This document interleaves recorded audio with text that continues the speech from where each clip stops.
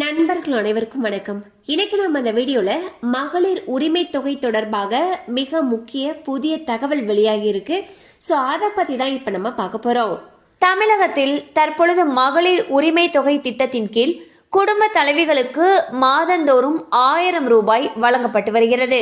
இந்த தொகையானது நேரடியாக குடும்ப தலைவிகளுடைய வங்கி கணக்கில் வரவு வைக்கப்படுகிறது.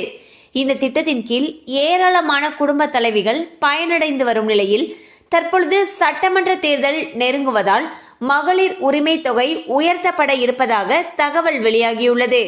சமீபத்தில் மகளிர் உரிமை தொகை 2000 ரூபாயாக உயர்த்தப்படும் எனவும் ஆண்களுக்கு இலவச பேருந்து என அதிமுக அதிரடியான வாக்குறுதிகளை அளித்தது.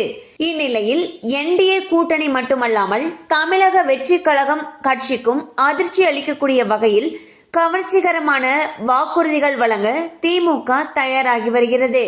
அதன் ஒரு பகுதியாக மகளிர் உரிமை தொகை உயர்த்தவும் திமுக திட்டமிட்டிருப்பதாக கூறப்படுகிறது. எனவே விரைவில் இது தொடர்பான மகிழ்ச்சியான அறிவிப்பு வெளியாகும் என்று எதிர்பார்க்கப்படுகிறது. ஸோ பாத்தீங்கன்னா வரக்கூடிய சட்டப்பேரவை தேர்தலை முன்னிட்டு ஒவ்வொரு கட்சிகளுமே அவங்களுடைய தேர்தல் வாக்குறுதிகளை உருவாக்குறதுல ரொம்பவே மும்முரமா வேலை செஞ்சுட்டு வந்துட்டு இருக்காங்க. அந்த வகையில் அனைத்து கட்சியுடைய முக்கியமான ஒரு குறியா இருக்கிறது அப்படின்னு சொல்லி பார்த்தீங்கன்னா அது மகளிர் உரிமை தொகை தான். அந்த வகையில் திமுக அரசு மகளிர் உரிமை தொகையை உயர்த்தி அறிவிப்பாங்க என்று தகவல்கள் வெளியாகியுள்ளது. எனினும் இது குறித்த அறிவிப்பு விரைவில் வெளியாகலாம் என்று எதிர்பார்க்கப்படுகிறது.